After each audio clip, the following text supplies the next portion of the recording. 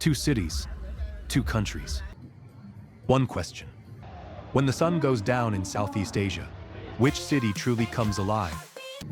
Bangkok, 5 million tourists every year. The city that never stops. Saigon, 9 million people, motorbikes, energy, and chaos that turns electric after dark. I spent weeks in both cities, talking to locals, walking the streets, watching what happens when the lights come on and the rules fade. This is not about which city is better. This is about what each city offers when darkness falls. And by the end, you will know exactly which one fits your soul.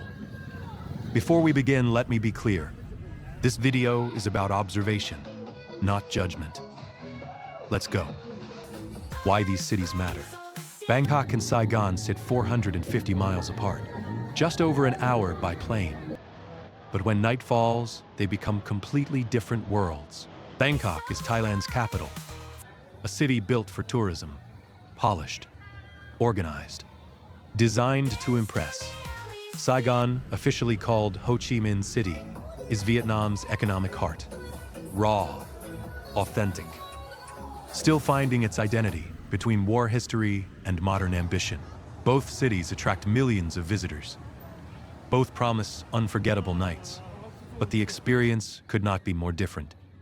In Bangkok, nightlife is a product, carefully packaged, marketed, regulated. In Saigon, nightlife is organic, unplanned. It happens because people refuse to sleep. So let's walk through both. Let's see what each city becomes after the sun disappears. And let's be honest about what we find. The club scene, where the music plays. If you want clubs, rooftop bars, and polished nightlife, Bangkok dominates. Bangkok's club scene is world-class.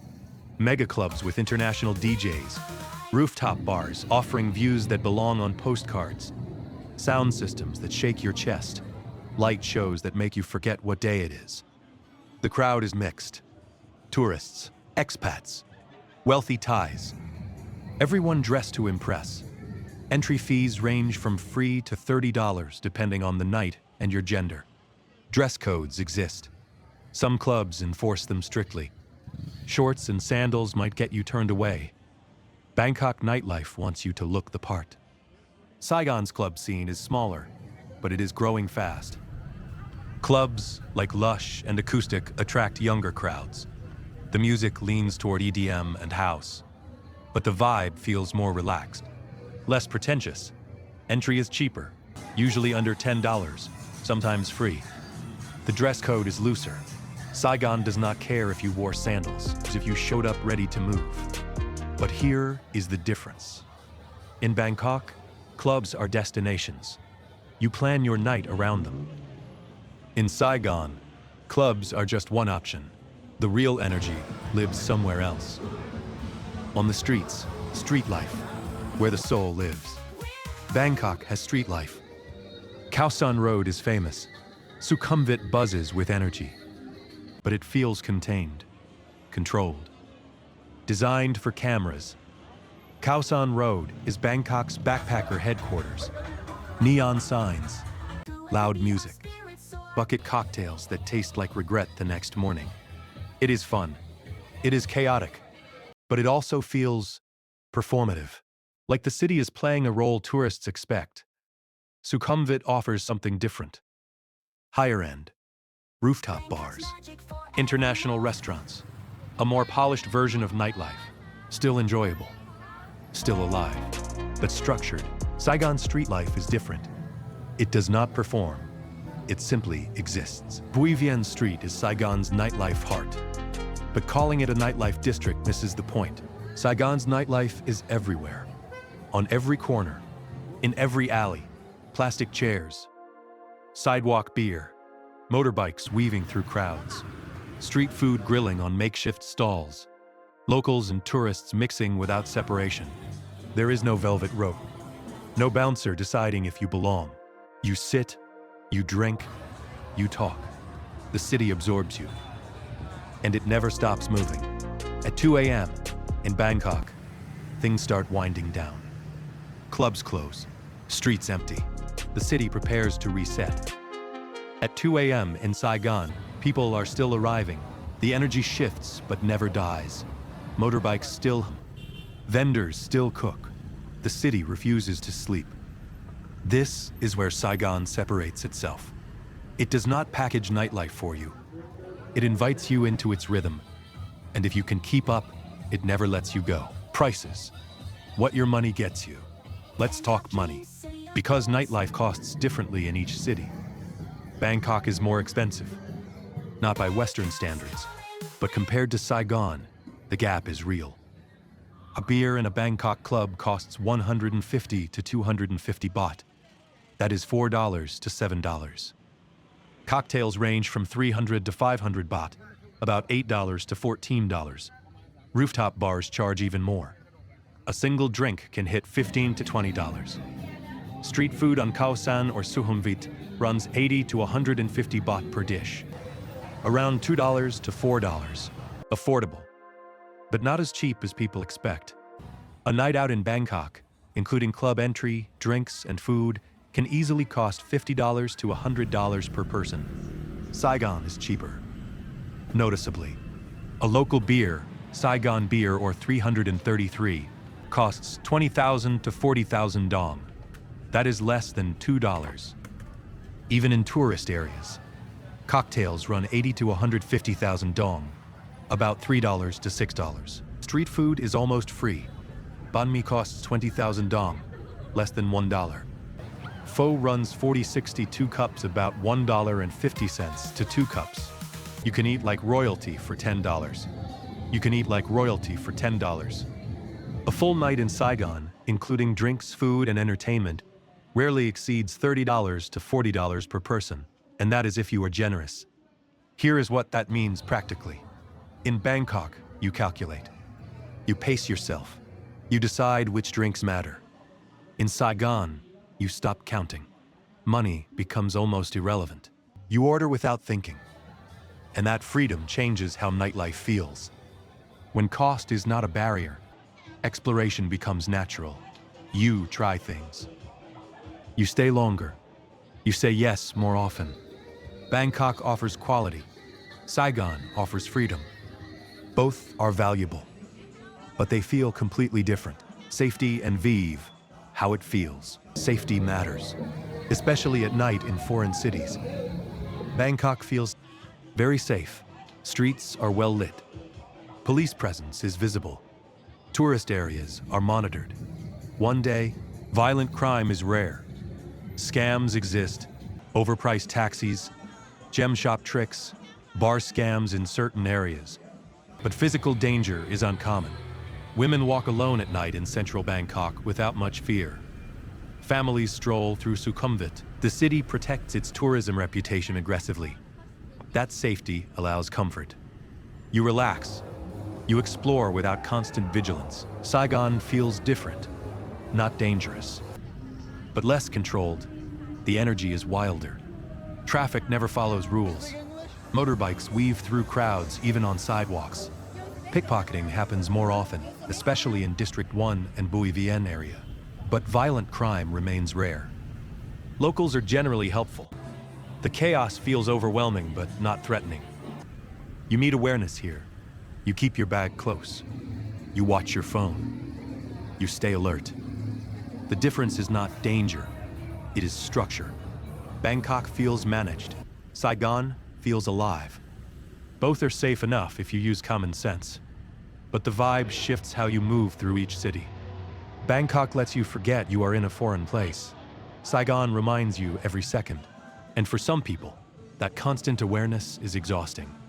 For others, it is exactly what makes the city magnetic. Call versus tourist, two different worlds. In both cities, there are two nightlives happening simultaneously. The tourist version and the local version. In Bangkok, they barely overlap. Tourists stay in Khao San, Sukhumvit, Silom, RCA.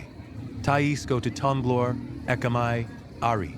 Different neighborhoods, different venues, different crowds. Thai nightlife is exclusive, not by rules, but by language and culture. Clubs play Thai pop. Conversations happen in Thai. Foreigners can enter, but they remain outsiders. This separation is not hostile. It is just how Bangkok organizes itself. Tourism is a business. Local culture is protected. Saigon mixes more naturally. Locals and tourists drink on the same streets, sit at the same vendors, dance in the same small clubs. Vietnamese nightlife does not segregate the way Bangkok does, partly because Saigon is still developing its tourism identity, partly because the city is too chaotic to enforce boundaries. This creates more authentic interactions. You meet locals easier in Saigon. Conversations start naturally over beer. Language barriers exist, but people try harder to connect. Bangkok offers polish, professional service, comfortable distance. Saigon offers rawness, real people, unpredictable connections. Neither is better. They serve different needs. If you want a smooth, hassle-free night where everything works perfectly, Bangkok wins.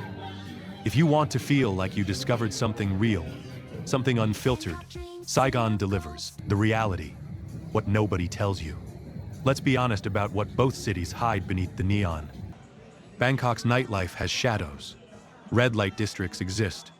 Pat Palm, Nana Plaza, Soye Cowboy. They are famous, they are visible, and they shape how the world sees Bangkok nightlife. Not every visitor goes there. Not every Thai supports them. But they are part of the ecosystem. This creates a reputation problem. Even legitimate nightlife in Bangkok carries assumptions. People wonder. People judge. Saigon has similar issues, though less visible. Certain bars in District 1 operate in gray areas. Karaoke clubs sometimes offer more than singing. The industry exists, but stays quieter. Neither city is innocent. Both have industries built on economic desperation and tourist demand. This video is not here to judge that reality, but ignoring it would be dishonest. If you visit either city, you will encounter this world. You will see it. You will be offered access. How you respond is your choice, but understanding it exists helps you navigate both cities with awareness. Beyond that, both cities share another truth. They are loud, crowded, overwhelming. If you need quiet nights, slow evenings, and early bedtimes, neither city will satisfy you. Both demand energy. Both reward participation. You get out what you put in. Bangkok rewards money. Saigon rewards presence. The verdict, which is for walking. So after walking through both cities, after drinking in both streets, after watching both sunrises, here is what I learned. Bangkok nightlife is for people who want control. You want to know what you are getting. You want quality. You want things to work smoothly.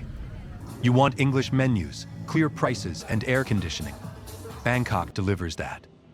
It is perfect for first-time Southeast Asia travelers, for people who value comfort, for anyone who wants nightlife without chaos.